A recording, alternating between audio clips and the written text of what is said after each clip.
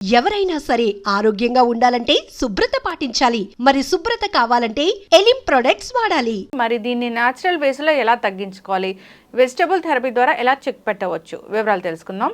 మనతో పాటు ఉన్నారు ప్రముఖ vegetable therapist and sun spiritual society founder Vikramaditya Guruji గారు. గురుగారు నమస్కారం అండి. సూర్యస్మిత. గురూజీ, మోకాళ్ళలో గుజ్జు జరిగిపోయింది, నడుస్తుంటే మోకాళ్ళు కిరికిరిమని సౌండ్ వస్తూ ఉన్నాయి, మోకాళ్ళ నొప్పులు చాలా బాధ పెడుతున్నాయి, ఇలా మోకాళ్ళ చుట్టూ తిరుగుతుంది టాపిక్ ఈ మధ్య. ఎందుకు ఈ సమస్య, అది కూడా చిన్న వయసులోనే? అంటే ప్రధానంగా ఇప్పుడు ఉన్నటువంటి పరిస్థితులలో ఎసిడిక్ నేచర్ ఫుడ్స్ బాగా ఎక్కువైపోయినాయి. పూర్వం మోకాళ్ళ నొప్పులు అంటే ఆఫ్టర్ 60, 70s చాలా రేరు మోకాళ్ళ నొప్పులు, లేకపోతే మోకాళ్ళు అరిగిపోయినవి, గుజ్జు అరిగిపోయింది. ఇప్పుడు అరిగిపోవడం అంటే ఏం అరిగిపోయింది? మోకాలికి మధ్య, కీలికి మధ్యలో ఒక మెత్తటి పదార్థం, కార్టిలేజ్ ఫ్లూయిడ్ అంటారంట, గమ్ము లాంటిది ఏదో ఉండేది. అంటే నాకు మెడికల్ టెర్మినాలజీ తెలియదమ్మా జనరల్గా. అంటే నేను, మా నాన్నగారు, మా ఫ్యామిలీలో ఎవరెవరికి ఎలాంటి ఇబ్బందులు ఉన్నాయి. రీసెంట్గానే నాకు ఎక్కడికో బయటకు వెళ్ళి వచ్చాను, 2-3 రోజులు బయట ఫుడ్ తీసుకోవడంతో లెఫ్ట్ నీలో వెనకాల ఏదో ఒక చిన్న బౌల్లో వచ్చి ఫోల్డింగ్ కష్టం అవుతుంది, స్టిఫ్గా తయారవుతుంది. నా బాడీని నేను అనలైజ్ చేసుకున్నాను. ఏం చేసాం? నేను రెగ్యులర్గా మార్నింగ్ ఈవినింగ్ కేబీఆర్ పార్క్ వాకింగ్కి వెళ్తాను. రెగ్యులర్గా మనకి ఎక్సర్సైజెస్ ఉంటాయి, నా ఫుడ్ చాలా బాగుంటుంది. కానీ బయటకు వెళ్ళినప్పుడు నేను ఏం తిన్నాను, ఎక్కడున్నాను, ఏం తీసుకున్నాను? వాటర్, క్యాన్ వాటర్, అంటే బాటిల్ వాటరే తాగాల్సి వచ్చింది. తప్పదు కదా, మరి తప్పదు. ఆ బయట ఫుడ్ తిన్నాం, వాళ్ళలో అక్కడ వాళ్ళు ఏం వాడుంటారు, దాని ప్రభావం 2-3 రోజులు. అంటే నేను చాలా సెన్సిటివ్గా ఉన్నాను, ప్రాబ్లం లేదు కాబట్టి స్టార్టింగ్లో తెలిసిపోయింది. ఇప్పుడు దీన్ని నేను అడ్జస్ట్ చేసుకున్నాను అనుకో, నాకు నొప్పి స్టార్ట్ అయింది, నా లైఫ్ స్టైల్ని అలాగే కంటిన్యూ చేస్తున్నాను, దాని మీదే డిపెండ్ అయిపోయి ఉన్నాను. ఇది నొప్పి వస్తుంది, మనము స్టెయిన్ చేస్తే ఇంకా ఎక్కువైపోతుంది అని వాడకుండా వదిలేస్తే క్రానిక్ అయిపోద్ది. తర్వాత నొప్పి అలవాటైపోయింది, అలవాటు పడిపోయి గడిపేస్తుంటాం జీవితాన్ని. అది ప్రారంభంలో ఉంది, పట్టుకుంటుంది అని అర్థమైన వెంటనే రెగ్యులర్గా నేను చేసే వ్యాయామాలు, అంటే నేను బయటకు వెళ్ళిన 2-3 రోజులు వ్యాయామం ఉండదు, ఫుడ్ మారిపోతుంది, వాటర్ మారిపోతుంది. ఇవి నా మీద ప్రభావాన్ని వెంటనే చూపించి, వచ్చిన వెంటనే ఇమీడియట్గా నా సూర్య నమస్కారాల్లో ఒక 2 సెట్లు ఎగస్ట్రా చేసి, అసలు ఏం జరుగుతుంది అని కింద నుంచి పైకి ఆయిల్ మసాజ్ చేసి, బ్యాక్ సైడ్ నీ జాను, నీ వెనకాల ఉంటుంది జాను మర్మ అని ఉంటుంది మనకి.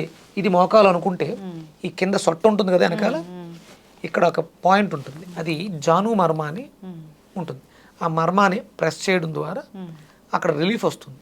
అలాగే 2 మోకాళ్ళకి అటు ఇటు ట్యాప్ చేయడం ద్వారా, ఇప్పుడు ఇది ఇక్కడ ఇలా ట్యాప్ చేయడం ద్వారా అక్కడ స్టాగ్నేట్ అయినటువంటి, అంటే మనకి ఒకటి ఎనర్జీ ఎక్కువ అయిపోతే వస్తుంది, లేదా ఎనర్జీ తక్కువ అయిపోతే వస్తుంది. బ్యాలెన్స్డ్గా ఉన్నప్పుడు ఏ ప్రాబ్లం. ఇలా ఎప్పుడైతే మనం ట్యాప్ చేసామో అక్కడ స్టాగ్నేటెడ్ నెగిటివ్ ఎనర్జీ కావచ్చు, లేకపోతే పాజిటివ్ ఎనర్జీ ఎక్కువ అయిపోయి ఉండొచ్చు, ఒక్కసారి సర్క్యులేషన్ స్టార్ట్ అవుతుంది. అంటే మనకి ప్రధానంగా ఏ ప్రాబ్లం వచ్చినా సర్క్యులేటరీ సిస్టమ్ పని చేయకపోవడం వల్ల వస్తుంది. అక్కడ రక్తం గడ్డగట్టడం కానీ, ప్రాణశక్తి అధికంగా పెరిగిపోవడం కానీ ఇవన్నీ జరుగుతాయి. ఎప్పుడైతే మనం ఇలా చేసామో సర్క్యులేషన్ పెరిగి, బ్లడ్ సర్క్యులేషన్ పెరిగింది, అక్కడ రిపేర్ జరగాలి, సెల్ఫ్ హీలింగ్ జరగాలి. ప్రతి మనిషి శరీరంలోనూ సెల్ఫ్ హీలింగ్ టెక్నిక్ అనేది ఒకటి ఉంటుంది. దానికి మనం అవకాశాన్ని ఇవ్వాలి, దానికి కావలసిన పోషకాలు అందివ్వాలి.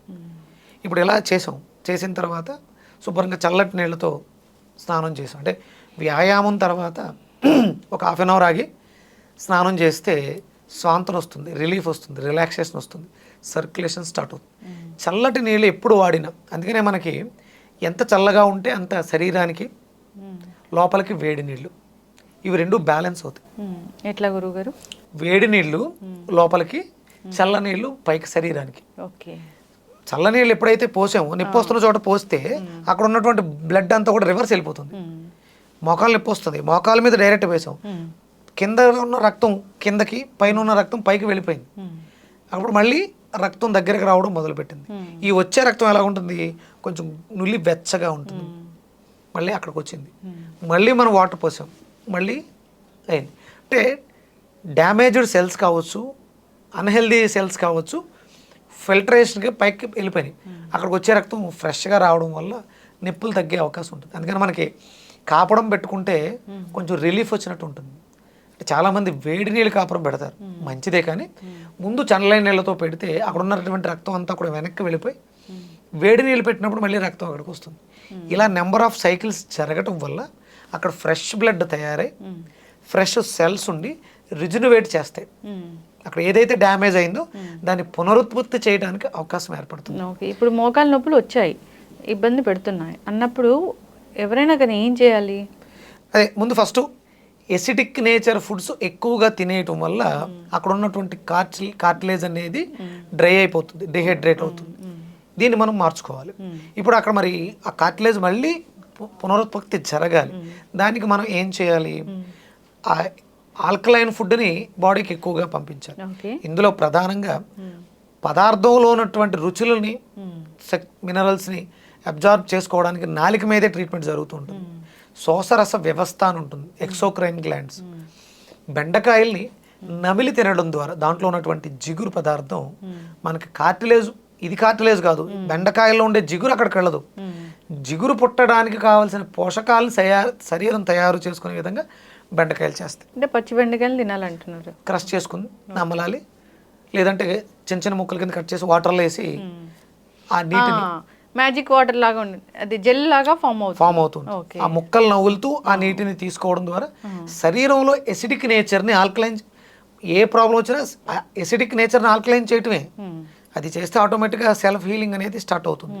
ప్లస్ ఇప్పుడు ఇక్కడ ఈ సెల్ఫ్ హీలింగ్లో ఈ ఐస్ నీళ్లతో కడగటం, వేడి నీళ్ళు పోయటం అనేది ఒక థెరపీ, వాటర్ థెరపీలు అలా. అలాగే ఆయిల్తో మసాజ్ చేసి సర్క్యులేషన్ పెంచడం ద్వారా అక్కడ డ్యామేజ్ అయింది.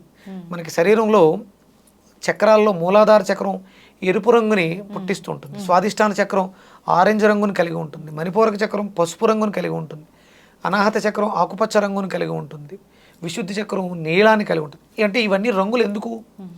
ఎర్రదనం మనకి శక్తినివ్వటానికి, ఆరెంజ్ ఎక్కడైనా నెగిటివ్స్ ఉంటే వాటిని డిస్ట్రాక్ట్ చేయడానికి, పసుపు సెల్స్ రీగ్రోత్ అవ్వడానికి, పునరుత్పత్తి జరగడానికి, ఆకుపచ్చ మనలో ఉన్నటువంటి నెగిటివ్ ఎనర్జీని విచ్ఛిన్నం చేసి, మనం చూడండి హాస్పిటల్స్లో గ్రీన్ కలర్ కర్టెన్స్, రీజన్ అదే, హీలింగ్ జరిగేయటానికి ఇవన్నీ కూడా దోహదం చేస్తాయి.